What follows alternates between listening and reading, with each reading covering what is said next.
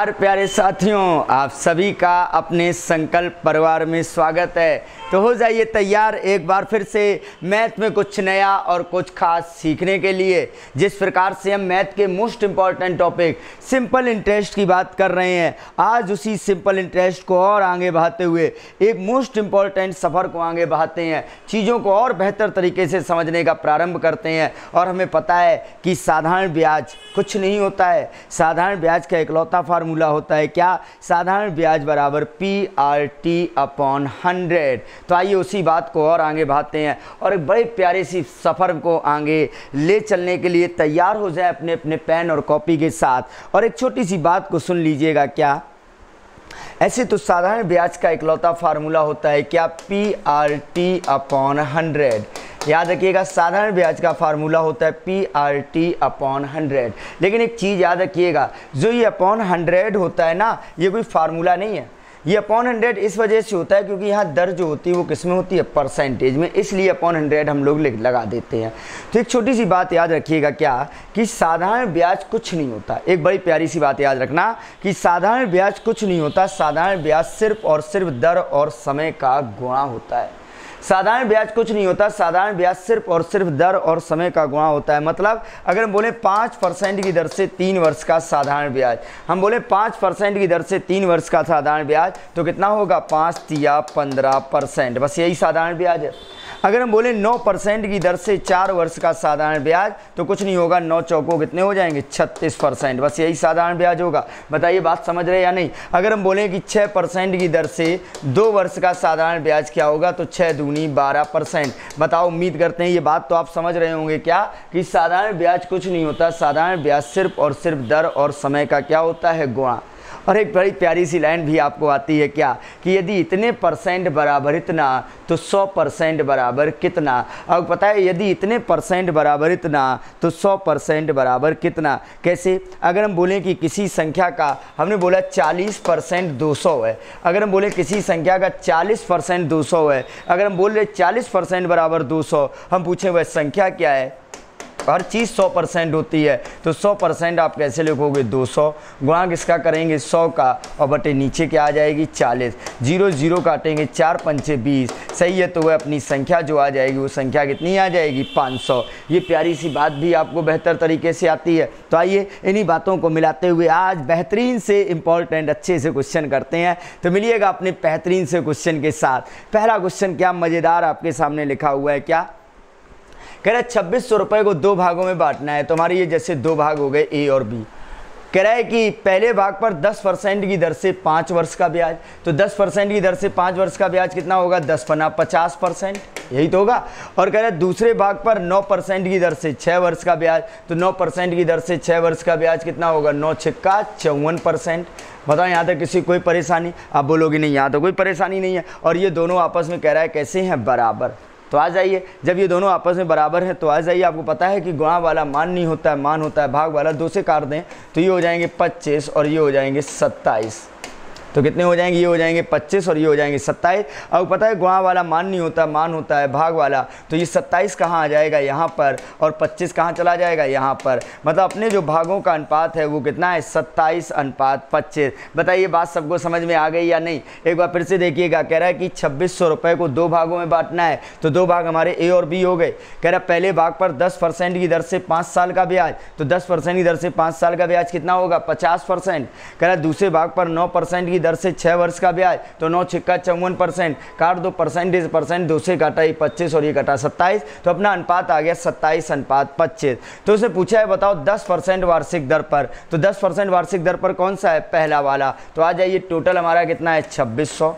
गुणा उसने 10% की दर पर पूछा है, 10% की दर पर कितना है? 27। और आपको पता है नीचे अनुपात को जोड़ते हैं, तो इनको जोड़ेंगे कितना हो जाएगा? 52। तो आ जाइए, तो 26 दूनी 52 और 2 से कटेगा 50 बार। और आइए गुणा करते हैं, 0 5 सत्ते 35 3 और 5 दूनी 10 3 13। सही है, तो अपना जो पहला भाग आ जाएगा वो पहला भाग कितना आ जाएगा 1350 रुपये। Very good. आशा करते हैं बात को सीखना और समझना प्रारंभ कर दिए हैं। हमें पता है कि गुणा वाला कभी किसी का मान नहीं होता, मान होता है भाग वाला, और साधारण ब्याज कुछ नहीं होता। साधारण ब्याज सिर्फ और सिर्फ दर और समय का क्या होता है, गुणा। तो आइए, अगर बात को आपने समझना प्रारंभ कर लिया है तो आइए इसी बात पे और अच्छे से अभ्यास करते हैं। नेक्स्ट क्वेश्चन में कह रहा है 6200 रुपये को 2 भागों में बांटना है। कैसे बांटना है, 2 भाग कह रहा है तो ए और बी हो गए।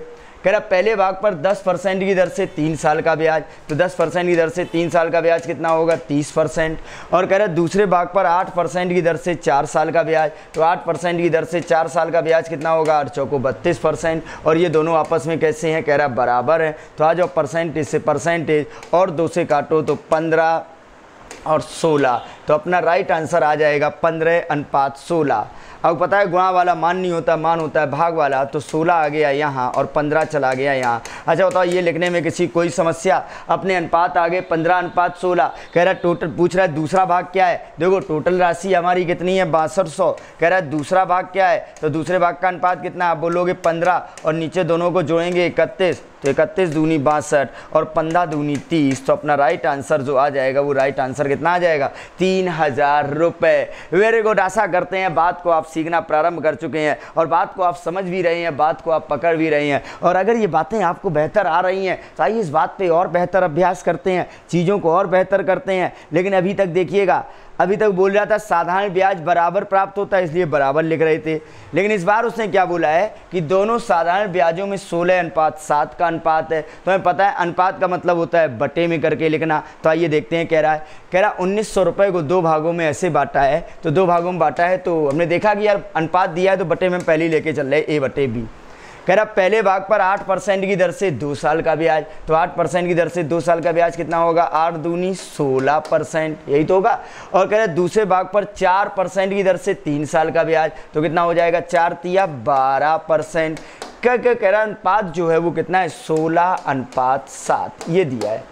तो आ जाओ परसेंटेज से परसेंटेज 16 से 16 कट गया तो 12 ऊपर चला जाएगा। इसका मतलब ए बटे बी बराबर कितना हो गया 12/7। मतलब हमारा जो अनुपात दिया गया वो कितना दिया गया 12:7। आशा करते हैं इस बात को आप बेहतर तरीके से समझ रहे होंगे। क्या किया गया, उसने बोला 2 भागों में बांटा तो हमारे 2 भाग ए तथा बी लिखे। कह रहा पहले भाग पर 8% की दर से 2 साल का ब्याज, तो 8% की दर से 2 साल का ब्याज होगा 16%। और दूसरे भाग पर कह रहा 4% की दर से 3 साल का ब्याज, तो 4 तिया 12%। और परसेंटेज 16, तो अपना ए अनुपात बी कितना आ गया 12:7। तो आ जाओ टोटल हमारा 1900 है। उसने पूछा बताओ दूसरा भाग क्या है, तो दूसरा भाग क्या है 7 और नीचे दोनों को जोड़ेंगे 19। 19 से 19 कट गया और अपना राइट आंसर जो आ गया वो राइट आंसर कितना आ गया 700 रुपये। Very good. आशा करते हैं बात को आप बेहतर पकड़ चुके हैं। अब इस प्रकार के जब प्रश्न आएंगे तो आप बेहतरीन करके जरूर आएंगे। तो आइए उसी बेहतरीन को और बेहतर करते हुए और देखते हैं एग्जामिनर हमसे क्या क्या कर सकता है। तो आइए देखते हैं, बातों को समझते हैं। पकड़िए बात को। अब बताए कोई भी मूलधन होता है, जो भी मूलधन होता है वो अपने आप में 100% होता है। तो आइए देखते हैं क्या कह रहा किसी राशि पर 4% वार्षिक दर से 30 वर्षों में प्राप्त साधारण ब्याज। देखना कह रहा 4 साल में 30 वर्षों का साधारण ब्याज। अच्छा तो 4% की दर से 30 वर्षों का साधारण ब्याज कितना होगा, आप बोलोगे 100%, 20% होगा।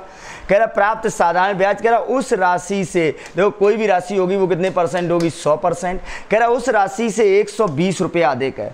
उसने बोला 4% की दर से 3 वर्ष का साधारण ब्याज, तो 4% की दर से 3 वर्ष का साधारण ब्याज कितना होगा 120%। कह रहा उस राशि से, तो वो राशि होगी 100%। वो कह रहा है 120 रुपया देगा भाई साहब, वो कह रहा है 120 रुपया देगा। उसे कहने दो, आप बताओ जो आपका साधारण ब्याज है वो धनराशि से कितना अधिक है। आप बोलोगे हमारा ब्याज तो धनराशि से 20% अधिक है। आप बोलोगे हमारा ब्याज तो देखो 120% है, धनराशि 100% है, तो भैया बताओ ये इससे कितना अधिक है। आप बोलोगे 20%। आप बोल रहे 20% अधिक है, वो कह रहा नहीं जो ये अधिक है वो कितना है 120। हम कह रहे मान लो भैया 20% अधिक है, वो कह रहा नहीं जो अधिक है वो 120 है, यानी कि 20% बराबर कितना दे रहा है 120। तो जब इतने परसेंट बराबर इतना दे रहा है, उसने पूछा धनराशि क्या है, धनराशि कितने परसेंट होती है 100%, तो 100% बराबर होगा 120 गुणे 100 और बटे आ जाएगा 20। तो आ जाओ इससे ये कटेगा और अपना राइट आंसर आ जाएगा कितना 600 रुपये। Very good. आशा करते हैं ये प्यारी सी लाइन सबको याद याद आ रही होगी क्या कि यदि इतने परसेंट बराबर इतना, यदि इतने परसेंट बराबर इतना तो 100% बराबर कितना। एक बार फिर से देखिएगा, उसने बोला साधारण ब्याज जो है कह रहा उस धनराशि से 120 रुपये अधिक है। आप बताओ साधारण ब्याज धनराशि से कितना अधिक। आप बोलोगे 20%। वो कह रहा नहीं 120 अधिक है, यानी कि 20% बराबर 120, तो 100% बराबर क्या होगा 120 गुणे 100/20, और अपना आंसर जो आ जाएगा वो आंसर कितना आ जाएगा 600 रुपये। Very good. आइए उसी कड़ी को और आगे बढ़ते हैं और बेहतरीन सा क्वेश्चन। लैंग्वेज समझते हैं एग्जामिनर हमसे कौन कौन सी लैंग्वेज बात कर सकता है। आज हम उनकी सभी लैंग्वेज का जवाब देने आए हुए हैं और आप उन सभी लैंग्वेज के लिए तैयार होकर आए हैं। क्या कह रहा है, किसी राशि पर 8% की दर से 3 वर्षों का साधारण ब्याज। अच्छा आप बताओ, कह रहा 8% की दर से 3 वर्षों का साधारण ब्याज। आप बताओ 8% की दर से 3 वर्षों का साधारण ब्याज कितना होगा। आप बोलोगे 24%। कह रहा उस राशि से, देखो कोई भी राशि होगी वो अपने आप में 100% होगी। वो कह रहा है जो साधारण ब्याज है वो कह रहा है उस राशि से 1900 रुपया कम है। अच्छा ठीक है, आप बताओ जो आपका साधारण ब्याज 24% है वो मूलधन 100% से कितना कम है। आप बताओ भाई साहब कितना कम है। आप बोलोगे जो ये कम है वो कितना है। आप बोलोगे 76% कम है। भाई साहब आप बोलोगे जो ये कम है वो कितना है 76%। आप बोल ले 76% कम है। वो कह रहा नहीं 1900 कम है, यानी कि 76% बराबर कितना दे रहा 1900।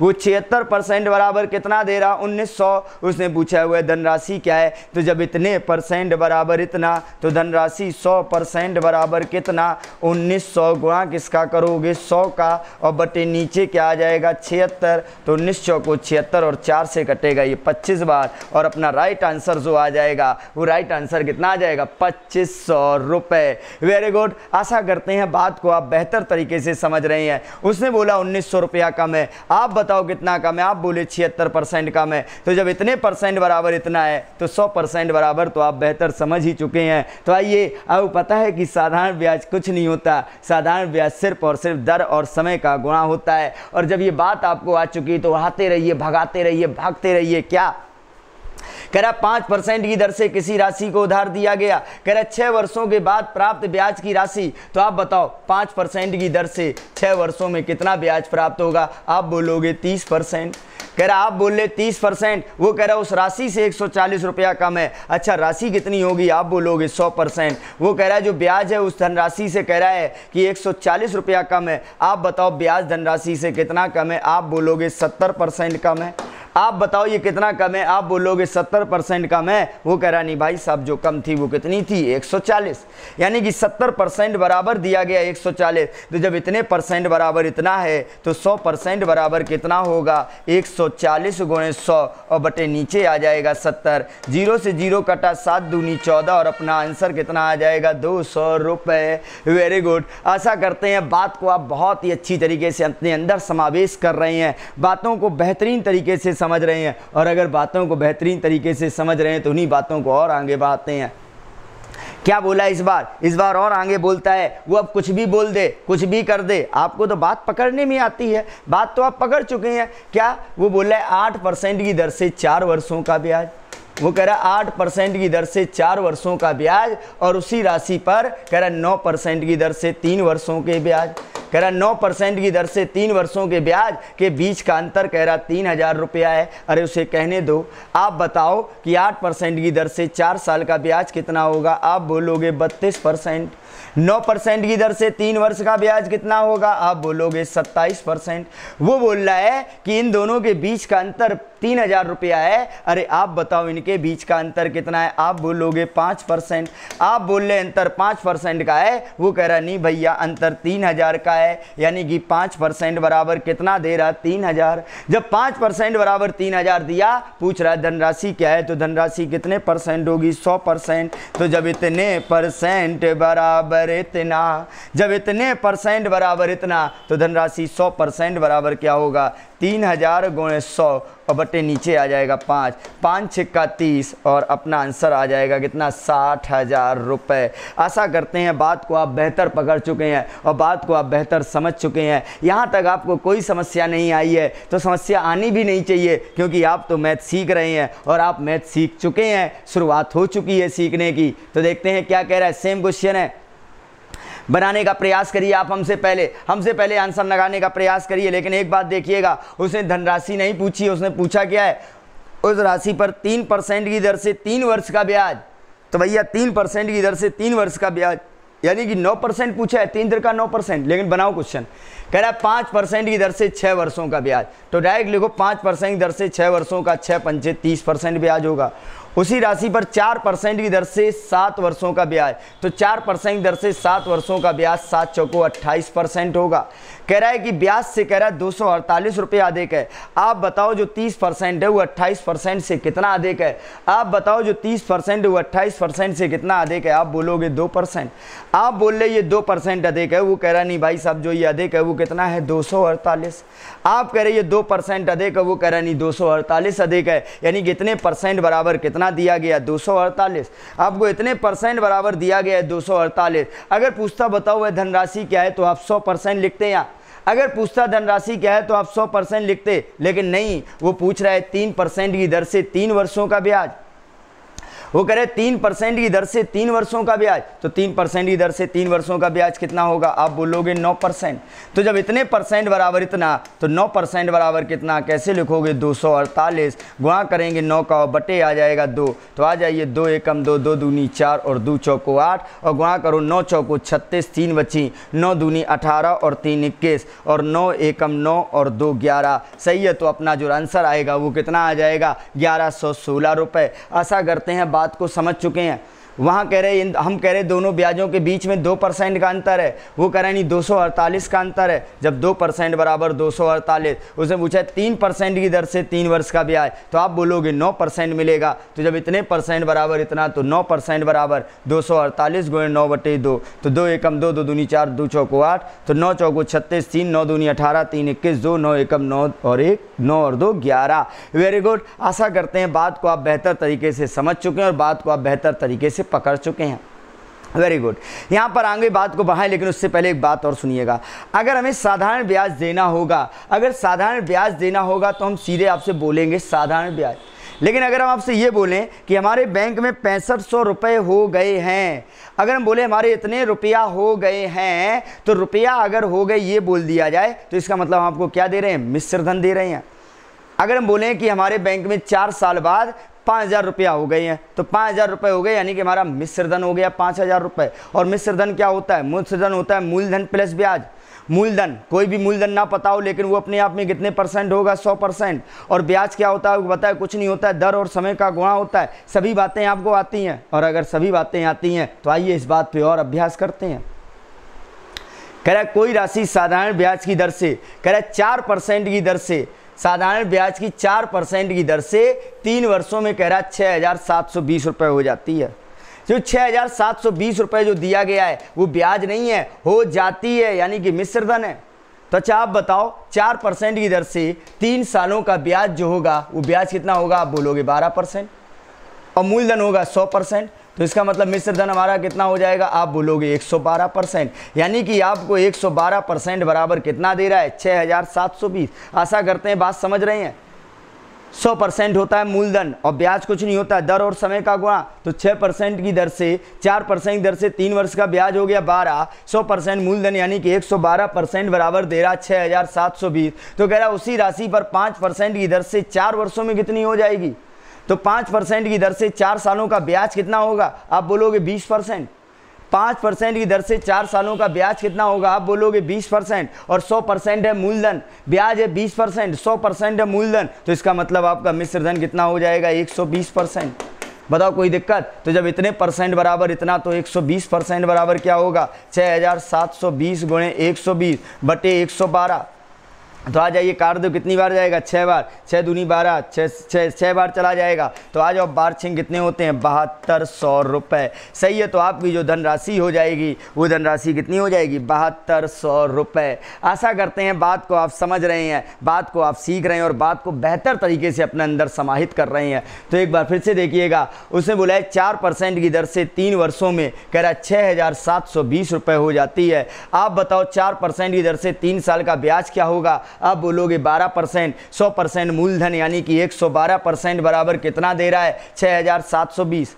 तो कह रहा उसी धनराशि पर 5% की दर से 4 साल का मिश्र धन, तो 5% की दर से 4 साल का ब्याज होगा 20। 100% मूलधन यानी कि मिश्र धन हो जाएगा 120%। तो जब इतने परसेंट बराबर इतना, तो 120% बराबर कितना? सॉल्व कर दिया, आंसर आया 7200। और अगर बात समझ में आई है तो उड़ा दो नेक्स्ट क्वेश्चन को। अरे अब ये क्वेश्चन कैसे भी आ जाए, आप बात को पकड़ रहे हैं और आप बात को सीख रहे हैं, आप बात को समझ रहे हैं। और अगर समझ रहे हैं तो नेक्स्ट क्वेश्चन और आइए क्या कहता है।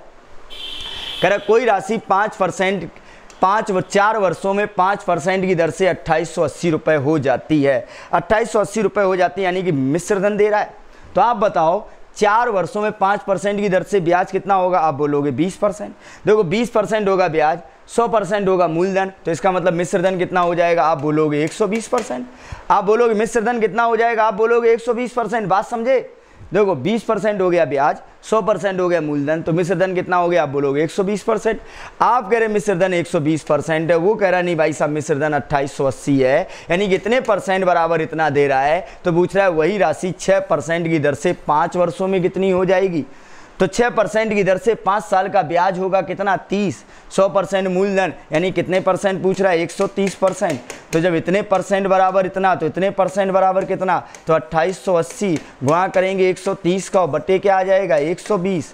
तो आ जाओ 0 0 काटो, 12 से काटो, 12 दूनी 24, 4 बची 48 हो गए, 12 चौको 48। तो आ जाइए गुणा करते हैं 0, 13 चौको 52 की 5 और 13 दूनी 26, 5 कितना हो जाएगा? 31। सही है। तो अपना राइट आंसर जो आएगा वो राइट आंसर कितना आ जाएगा? 3120 रुपये। Very good. आशा करते हैं बात को आप समझ चुके हैं, क्योंकि आपको पता है साधारण ब्याज कुछ नहीं होता। साधारण ब्याज सिर्फ और सिर्फ दर और समय का गुणा होता है। मूलधन होता है 100%, तो यहाँ पर ब्याज बना 20, मूलधन था 100, तो यानी कि 120% बराबर कितना था? 2880। यहाँ ब्याज बना 30, 100% था मूलधन, तो यहाँ मिश्र धन कितना बना? 130%। तो जब इतने परसेंट बराबर इतना, तो 130% बराबर ब्याज गुणे 100, ब्याज गुणे 130 बटे 120। और कैलकुलेट किया 13 चौको 52 की 2 हासिल बचेगी 5 और 13 दूनी 26 और 5 31। Very good. आशा करते हैं बात को आप समझ चुके हैं। और अगर आज की बात को आपने अपने माइंड में प्रवेश कराया है, तो आपके सामने एक क्वेश्चन है, थोड़ा सा पढ़ के इसका आंसर बताओ। कैलकुलेशन बहुत ज़्यादा हो सकती है, इसे कैलकुलेट करके बताओ। आप कैलकुलेशन कर सकते हो, भैया बता देना। थोड़ा पढ़ना क्वेश्चन क्या है, हम आपके लिए 1 मिनट का समय भी देते हैं। समझ गए हैं बातों को, सीख गए हैं बातों को, आपको हर चीज़ आती है। बस अब हर चीज़ को, आने वाली चीज़ों को आप बेहतर तरीके से लगाते रहिए और बेहतर तरीके से सीखते रहिए। क्या है समझिएगा। बेहतरीन क्वेश्चन कह रहा 3870 रुपये पर 6% की दर से, कह रहा 6% की दर से 4 वर्षों का, कह रहा 6% की दर से 4 वर्षों का साधारण ब्याज उस राशि का कितने प्रतिशत होगा। उसने बोला है कि 6% की दर से 4 वर्षों का साधारण ब्याज उस राशि का कितने प्रतिशत होगा। हो सकता है काफ़ी लोग बहुत कुछ सोच गए हों क्या, कि पहले वो इसका 6% की दर से 4 वर्षों का ब्याज निकालें और फिर जो भी ब्याज निकले वो इसका फिर परसेंटेज निकालें। अरे भैया ये कुछ नहीं करने, क्योंकि आपको एक बात आज यही तो हुई है। क्या आज क्या बात हुई है? आज यही तो बात हुई है क्या, कि साधारण ब्याज कुछ नहीं होता। साधारण ब्याज कुछ नहीं होता। साधारण ब्याज सिर्फ और सिर्फ क्या होता है? दर और समय का गुणा। साधारण ब्याज क्या होता है? दर और समय का गुणा। उसने पूछा है 6% की दर से 4 वर्ष का साधारण ब्याज कितने प्रतिशत होगा। तो आप बताओ कितने प्रतिशत होगा। 6 चौको 24%। बस जो ही आंसर है, आपको कुछ नहीं करना। अरे भाई साहब यही तो सीखा था, इस साधारण ब्याज कितने परसेंट होगा। अब पता है साधारण ब्याज कुछ नहीं होता, दर और समय का गुणा होता है। तो अब कुछ नहीं करना, 6 चौको 24% होगा। Very good. आशा करते हैं सभी लोग देख के चौंक गए, अरे ये करना था तो पहले ही बता देते, हम इतना परेशान क्यों हो गए। तो चलिए अब तो सीख गए, क्योंकि आपको पता है कि साधारण ब्याज कुछ नहीं होता। साधारण ब्याज सिर्फ और सिर्फ क्या होता है? दर और समय का गुणा। Very good. उम्मीद करते हैं आज की बातों को आपने बहुत अच्छी तरीके से समझा हुआ है और सीखा हुआ है। तो ऐसे ही प्रतिदिन अपनी बातों को सीखते रहिए और समझते रहिए और अपनी नॉलेज को आगे बढ़ाते रहिए। तो चलिए आज के लिए आपका इतना पर्याप्त है। हम एक बार फिर से मुलाकात करेंगे एक नई एनर्जी के साथ और बेहद इंपॉर्टेंट क्वेश्चनों के साथ। तब तक के लिए आप सभी लोगों का बहुत बहुत धन्यवाद।